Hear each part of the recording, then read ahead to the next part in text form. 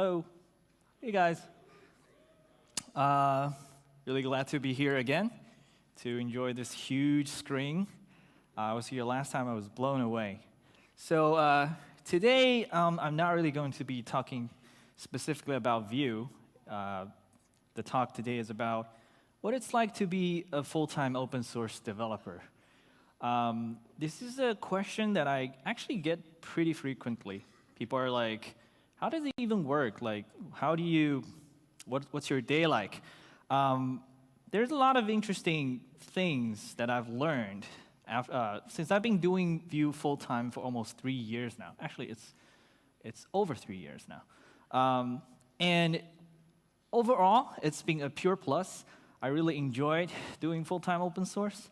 But there are also some of the things I didn't really foresee, or some of the things I had to learn along the way to adapt to.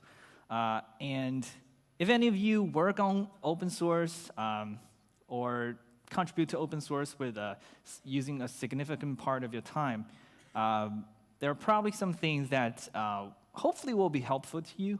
And also, for those of you who don't, or maybe plan to work on open source in the future, just giving you some perspective on what to expect in case you eventually, you accidentally end up with a super popular project.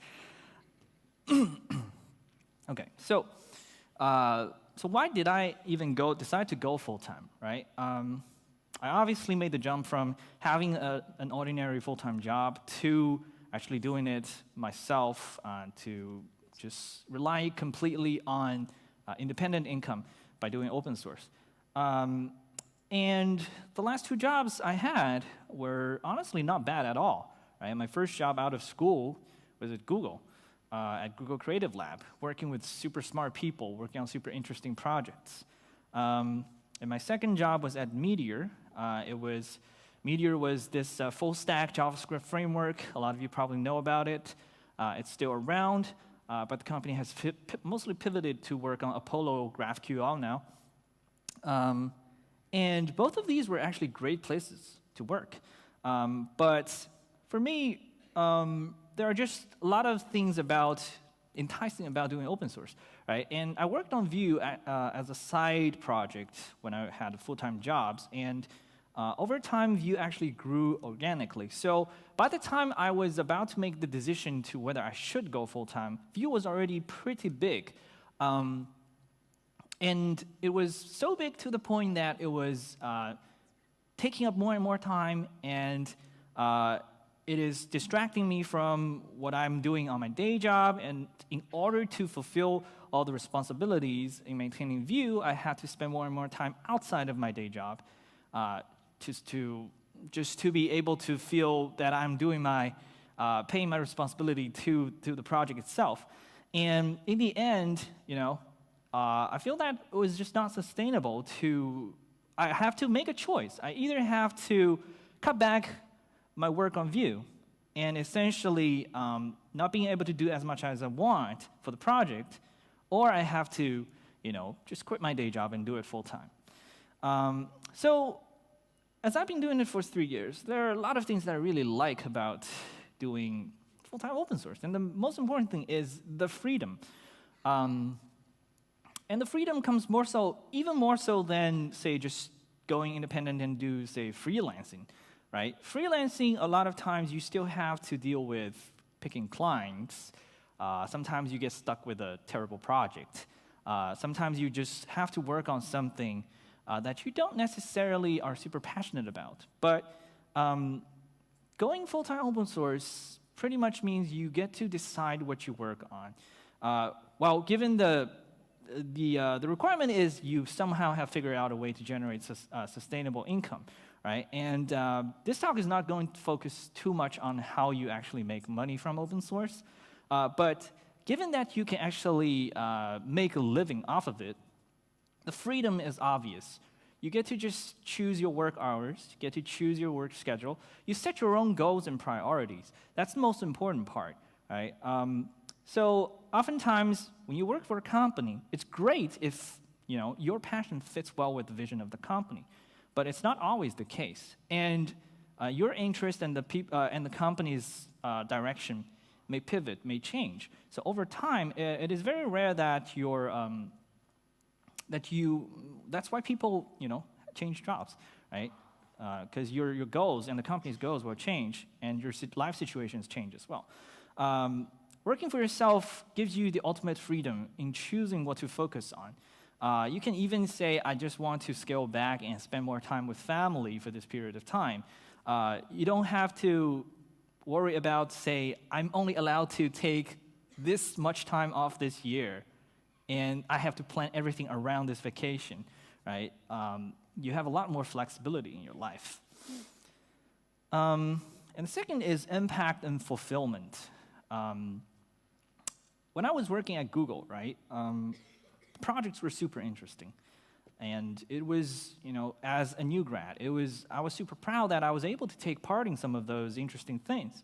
But as time goes on, Google was already a huge company. It's growing even bigger today. And you work for a company of that scale, especially as someone that's relatively junior in positions, you kind of feel like you're just really doing such a small part of the whole thing that you don't feel enough impact of the time you're spending. Obviously, there's time required that you need to, earn your place in the organization to actually be able to create such impact. But going out on your own, when you already have something that you see potential, right? Going out on your own just seems a more direct path it gives you more immediate feedback on the value that you're creating from your work. So that fulfillment is important. That fulfillment is what fuels your passion, your drive to keep working on something, to push you to do your best work. So that's another aspect of it, right? Being able to work on something you're really passionate about. And third is the people, right? Open source is open, right? We have contributors, we have users, communities, we have all these people attending conferences. We meet each other offline, online. I get to know all the core team members, the amazing contributors, our community partners, all these amazing people, right? I got connected to them because of you. And it's a community of people with a common interest. And the best part is the common interest is something you created yourself, right? That feeling is really, really irreplaceable. And finally, I have to admit, when I pushed my first GitHub repository onto GitHub, I was like, yeah, I hope this will get a lot of stars. And I really obsessed over the star count and follower count for a little while until, now I really see it more as a burden than anything else. I no longer keep track of star numbers. And honestly, this publicity, really brings more eyes to whatever you're doing, and a lot of times it brings extra pressure. So this is where we're getting into the ugly side of it, right? Because it's not always all roses and flowers when you're doing full-time open source. Even when you have something that's considered successful, right? Successful always comes at a cost, and there are things, there are costs you need to pay along the way. There are costs that, to sustain that so-called success, you have to just be constantly scrutinized you're held to a higher standard, essentially. So the first part that we're going to talk about is the freedom versus risk, right? In exchange for the freedom to work for yourself, to set your own goals, to work your own hours, you are taking all the risk. You're essentially taking all the risk on yourself now. When you work for an employer, the employer is essentially taking the risk for you by deciding what to do, by figuring out a business model to generate revenue, to pay your salary. And if you do your job well, your employer is supposed to pay you. But when you work for yourself, even if you think you're doing a great job, you don't necessarily get paid proportionally, right? So you're essentially taking that risk on your own hands. And then in addition to the financial risk, there's also the career risk, right? when you go full-time open source, you have to think about the trade-off, say, because you work for yourself on something that's so specific, what if it doesn't work out, and how do you come back to, say, a more ordinary path?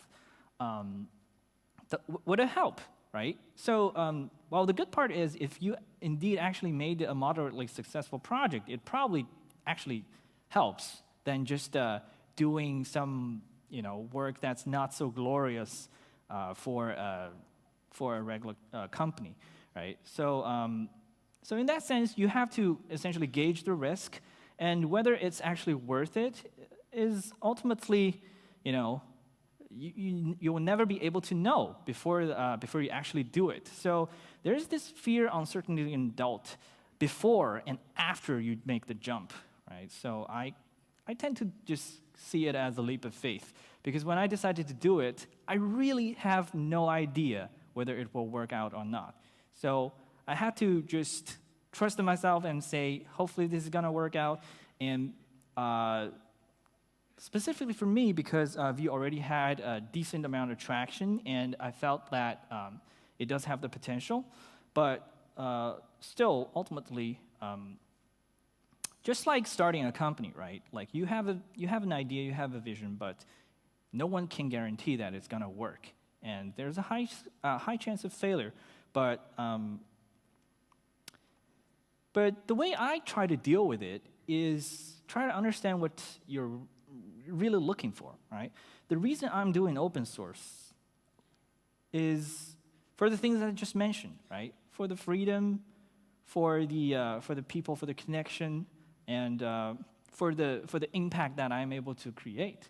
And the risk, the downside, is maybe it will not work out eventually. Maybe I won't be able to make enough money to keep working on it full time. Maybe the project just never goes. The project just never blows up. And when you try to weigh these pros and cons, for me, I felt like it was worth it, right? In the worst case scenario, even if the project ended up not working, even if I end up not being able to sustain my full-time work on it, I felt like it was worth the try, right? Even if I fail maybe after a few months and I decide I want to go back to find a regular job, I figured I probably could be able to do it, right? Like the worst case scenario is I make less money for a few months, but I had some savings and I didn't have kids back then. And so it was a relatively rational decision for me now looking back. So understand what you're really looking for, and is this something that you really want? If in the worst case scenario, if you fail, is this something that you can accept and move on? So these things,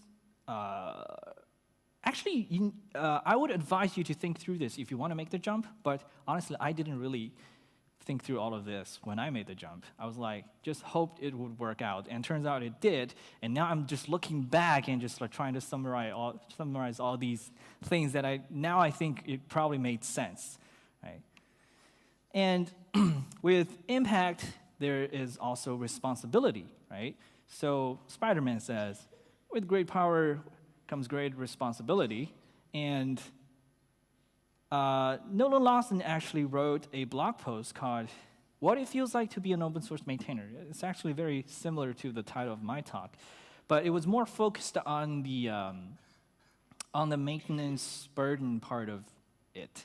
So it opens with, outside your door stands a line of a few hundred people. They're patiently waiting for you to answer their questions, complaints, pull requests, and feature requests. So this is pretty much my day. Every single day when I wake up, I just go to my inbox, and then there are a couple of people standing there and waiting for me to answer their questions. It's become a norm, and I somewhat have gotten used to it. But for a while, like when I was just started working on Vue full time, and even when I was working on it as a side project, right? Vue didn't have so many users, and we didn't get as frequent issues as we do today. I was able to pretty much answer every question very almost instantly, I fix bugs. Within a few hours, they're reported because they're so infrequent, right? And it felt good to be like on top of everything. But as the project grows, it becomes harder and harder to keep up, right? You have these questions that are worded really vaguely that you don't really, it's really hard to understand what the real problem is, so you kind of have to go back and forth, spend a lot of time to figure out what the real problem is with the issue opener. And sometimes you just run into a bug that just so obscure and weird, you spend the whole day, but you just have no clue what's going on. There's a lot of uncertainty on the time required to handle each single issue. And when they come in large volumes, they eventually pile up. And that creates a lot of mental burden on maintainers. So to put things in perspective, Vue receives around 115 issues per month as of now in the core repo alone. So combined across the whole organization, we probably receive over 200 issues per month. And the core repo is going to reach its 10,000th issue by mid-2019. And we currently have around 170 open. So we have closed 9,830 issues by mid-2019, at least. So that's actually a lot of work. And we still have 170 issues open, right? Some of them are bugs, some of them are feature requests, some of them are just ones that we have tried to investigate but couldn't really figure out what's going on. Some of them are just conversations that kind of are leading nowhere. And it's not always possible to just easily close an issue because there's the social element involved. To every person that opens the issue, it's very personal to have their issue closed. So you have to give them a good reason, right? And eventually, all of the issues that are open results in this self-imposed guilt that you feel that you're just not doing a great job. You feel that the fact that these issues are not closed is a sign that you are a bad maintainer. And it happens without you realizing it, in fact. I've heard a lot of fellow maintainers say that, when they go back to their repository and see that there are, a bunch of issues open and they just didn't have time to respond to them for maybe a few weeks, a few months, they feel really, really bad. They feel like they've left their users hanging. They felt that they haven't done a good enough job to take care of their project. But Henry is the maintainer of Babel, and he noted that the amazing thing about open source guilt is that it can be mostly self-imposed, right? Sometimes the users, when they open an issue, some of the users are really demanding, right? They are like, why don't you answer to my issues? But some of the users, they're more, they understand that you actually have other priorities. They understand that an open source project is not a paid service. They understand that it takes time to handle these issues. So when Henry didn't even create Babel, right? Babel was created by Sebastian McKenzie. Henry stepped in and helped Sebastian on maintaining Babel. Eventually, Sebastian just decided to give him the committing rights, the publishing rights, and eventually Henry just took over as the project lead for Babel right now. And he's doing the majority of the work in keeping Babel running. And he actually he doesn't owe anybody anything. He had no responsibility per se. All of this responsibility he decided to take on because he felt passionate enough to work on Babel. But then he started feeling guilt because of all the issues that's happening in Babel, right? When they upgraded it from Babel 5 to Babel 6, I don't think Henry was even the project lead back then. But it created so much pressure on all the fellow maintainers of Babel because of a lot of the backlash of people saying, oh, Babel 6 is so much harder to use now. And yeah, there are, the reason the maintainers often impose this excessive self-imposed guilt is because the feeling of responsibility. You have to just set a boundary of what your responsibility is. Sometimes you want to just prove that you're doing a great job. Sometimes it's the pride, right? It's hard because a lot of times it's simply impossible, given the amount of time you have, to handle all the things that's happening. And there has to be priorities, and you have to sort them out. So the worst part about guilt is it can lead to deteriorating work-life balance and eventually to burnout. This is probably the main source of burnouts in open source because when you feel you're obliged to fix every single issue, to answer every single question, you inevitably have to work excessively long hours to fulfill those duties. And then you start to feel like, I don't have a life. I'm just living for this project now. And that's the moment people start to burn out. And to do sustainable open source, you definitely don't want to get to that stage, right? So how I have tried to deal with it is I try to acknowledge the boundary of what I can and cannot do. Given the amount of time I have, it's simply impossible for me to spend time to answer every single question that people are raising on the internet about Vue.js, right? I have to set clear priorities. What is the best way to spend my time that would eventually create the biggest benefit for all the Vue users? And for me, right now, is figuring out where we should go next for Vue 3, figuring out how to make it faster, smaller, right? Because all of these changes will affect every single user, instead of maybe fixing one small edge case that's only affecting one or two apps that's actually running. And then I have to trust and delegate, right? So I have to, thank our team members like Eduardo, Linus. They are doing so much, and Derek. They're doing so much by answering questions, helping triaging issues, answering people's questions in the chat room, right? All of these things, they took on the responsibility themselves, and they naturally took over the duty, right? And over time, we build a relationship of trust. I trust them that I know that they can do a good job handling these things. So we naturally delegate a part of that to the core team members. Actually, the process is I start to delegate these things to them as contributors, and because they do it over time for a very long time, right? So we eventually recognize they have become an irreplaceable, essential part of the team. So that's how you actually become a team, by just stepping up and taking up responsibilities. And you don't actually have to ask permissions to do that in a lot of cases. And then there's the social overhead when you have to interact with people. And this is, I briefly mentioned this when we were talking about issues, right?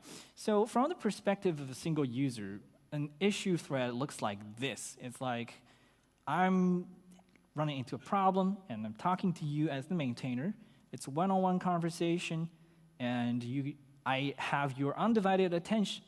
But from the perspective of the maintainer, it really looks like this. It's like you're like a multi-threaded machine. Right? You have so many issues going on at the same time, and you can only pay attention to one person at one time.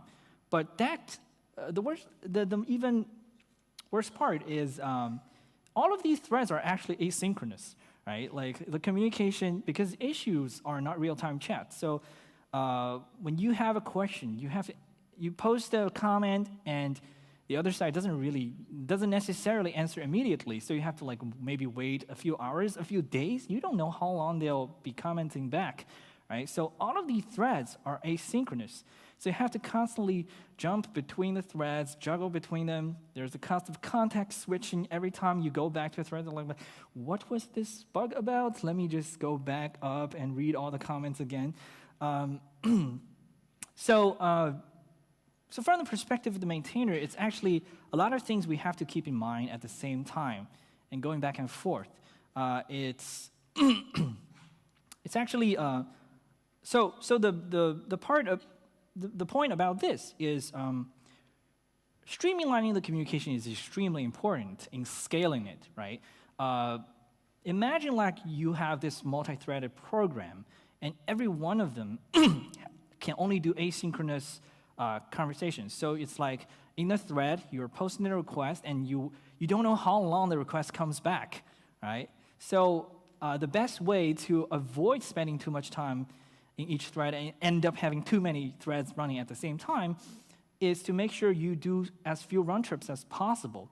You want to streamline their communication process.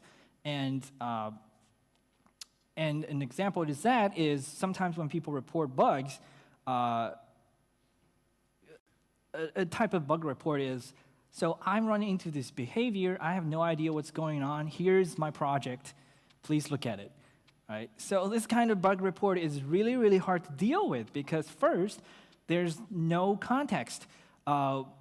It's a completely unfamiliar project to the maintainer. We have to actually dig into the code to actually find the part where you think is going wrong. Then we have to figure out what you think it should be doing, what it's actually doing, and then we have to narrow down the possible cases and eventually figure out what's going on. But this is why we have this like really enforced process of reporting a bug. You have to provide minimal reproductions, right? Minimal reproductions means some code that we can run, and it demonstrates the bug straight to the point, right? So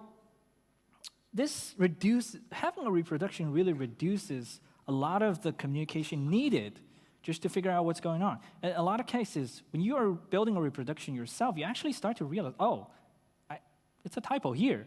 Oh, I made a mistake here, right? Like building the reproduction is a process of narrowing down the possible cases. And in a lot of cases, the user end up figuring out what the real issue underneath. So from the maintainer's perspective, right, we want to make sure we have a process that helps users to guide the users to do part of the job for us so that instead of us having to multi-thread infinitely, each of the thread itself does more work so that we become more efficient as a system as a whole. So,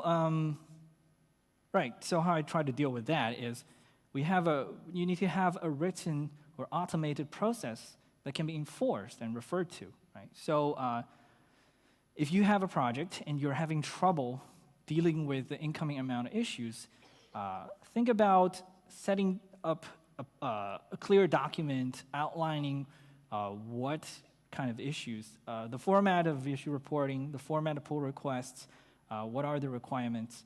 And we've requested GitHub to give us custom forms with required fields so that people can fill out these things when they file an issue, but we haven't got that so far. Pretty frustrating. Okay, then publicity and pressure. Talked a bit about that during the fame section.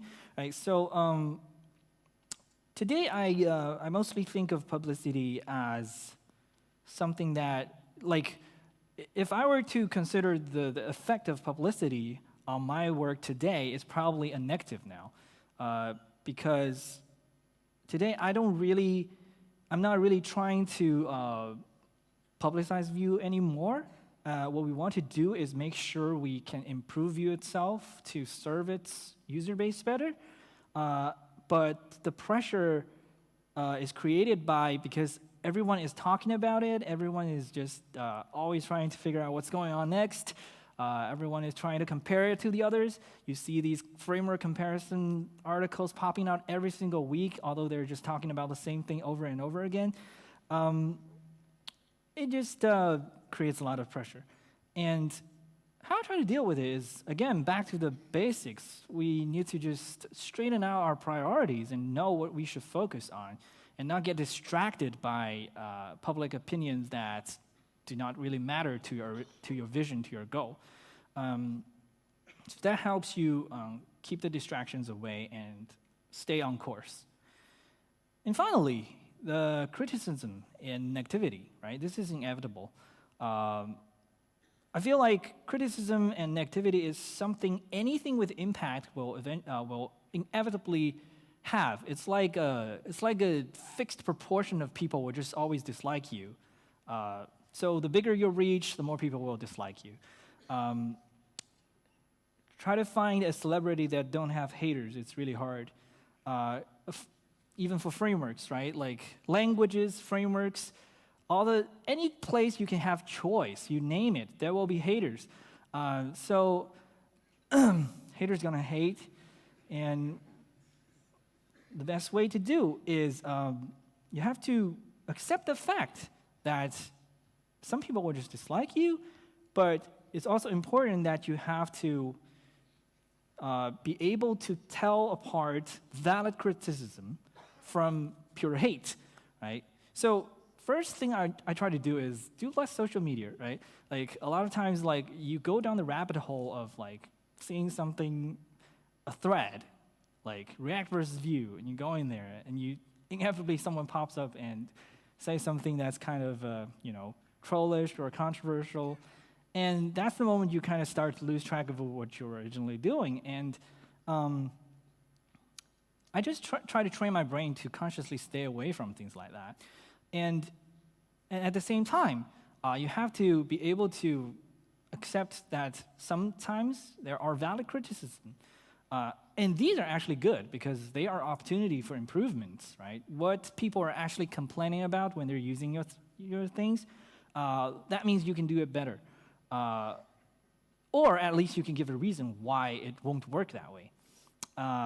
And ignore the haters as best as you can. It's easier said than done, but you just have to do it. So to close up, some tips. So don't burden yourself with things that do not really matter. Establish and enforce clear policies and processes if you want to scale a project. Trust and delegate people. Team is important. Turn off notifications from GitHub. This is probably the best thing I've ever done. You want to go from push you want to switch to pull instead of push, right? GitHub notifications is essentially like whenever someone just opens the issue, is like someone rings your doorbell, and you just sit there and you have like 20 people ring your doorbell throughout the day. You won't be able to do anything like that. So you want to just like leave a sign, like leave the package at the door, please. I'll collect that at the end of the day, right? That makes it much more manageable.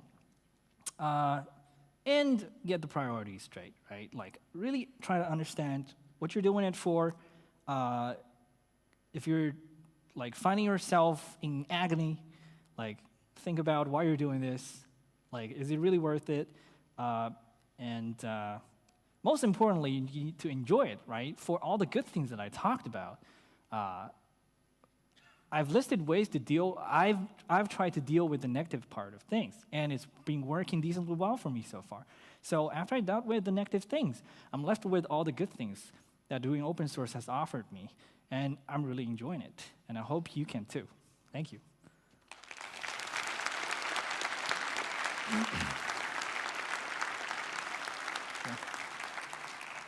Thank you, Evan. Thank you. So we do have some time for some questions, and the first one I already found out. So, how do you keep yourself motivated? Keep myself motivated? I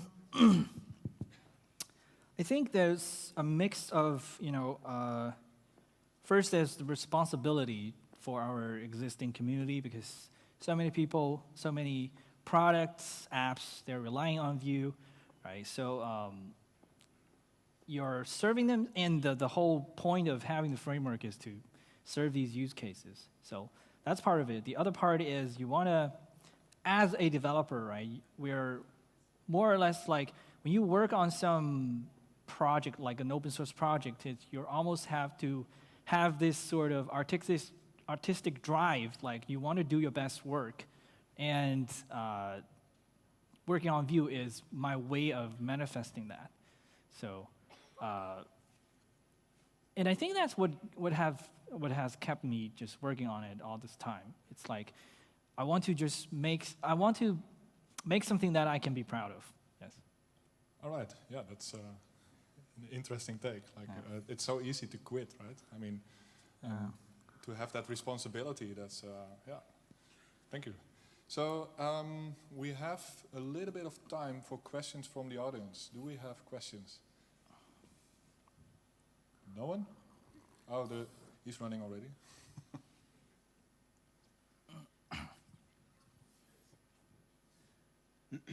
Hello, Evan. Hi. Thank you for the talk. It was great. Thanks. My real question is, how do you explain your parents you are living from open source? They don't really understand what I'm doing. I think it's funny because like I think when I started doing it, my wife didn't even understand what I was doing. She's like, "Are you sure you can actually make money out of this?" I'm like, "Yeah, I'm already making some."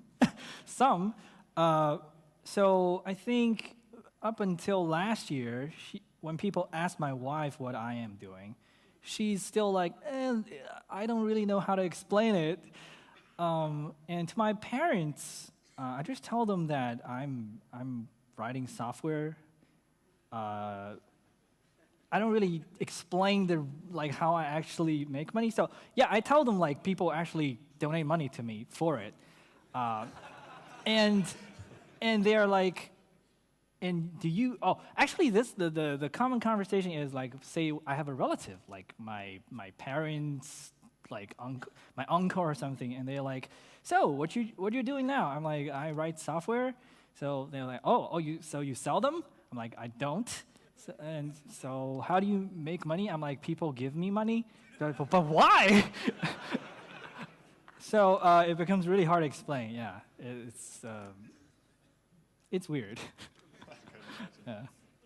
I mean, it's still better than some of the other open source maintainers because I feel bad. Like, say, I don't know if you guys know Nicholas Zachas. He's the author of ESLint. He once posted a tweet saying like he was having dinner with his dad, and his dad was like, "So I heard you work on this thing called ESLint. How many people use it?" He's like, "Pretty much every company that uses JavaScript uses it." And his dad is, "How much money you are making off of it?" And he's like, "Nothing." And then his dad was like, "I don't understand you open source people." And Nicholas was like, "I don't either." Yeah, open source is hard. I mean, sustainable open source is hard. I can imagine. It's like it's an interesting question, really. So, any other questions?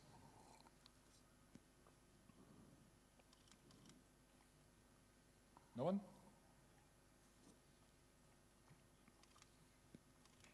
Run yours.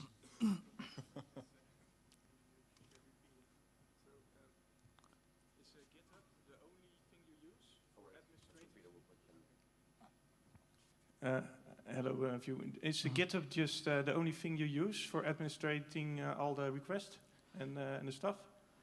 Yes, we try to leverage GitHub as much as possible. The good thing is GitHub is indeed actually pretty flexible in terms of project management. They have the project tabs, which is essentially a Trello-like Kanban-style management thing.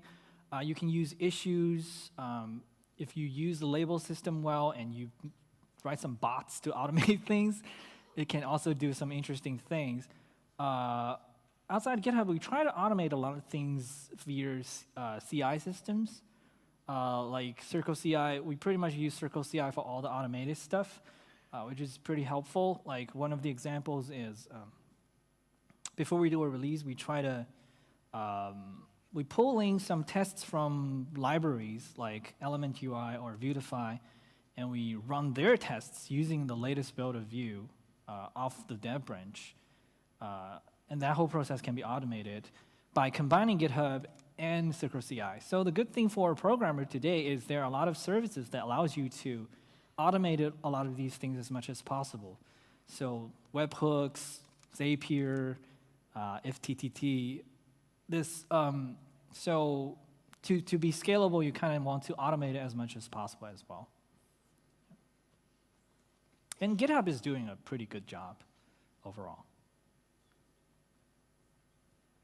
So next question. I see you're standing there. He has someone inside.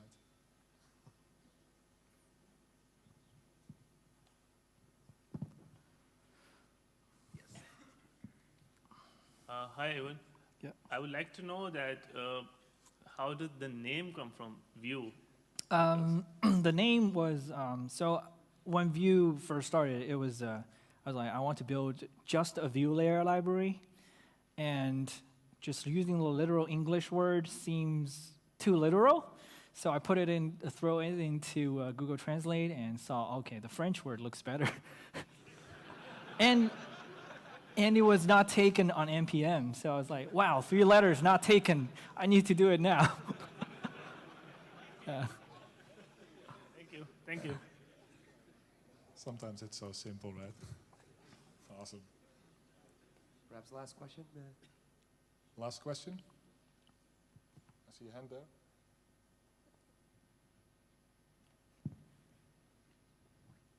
Hi, Evan.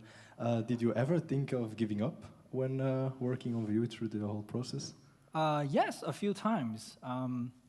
But that was relatively early when I was, actually before I started doing it full-time. After I started doing it full-time, it actually becomes much easier because I have no turning back, right? So there's no option to give up. And one of the reasons of going full-time is I don't want to give myself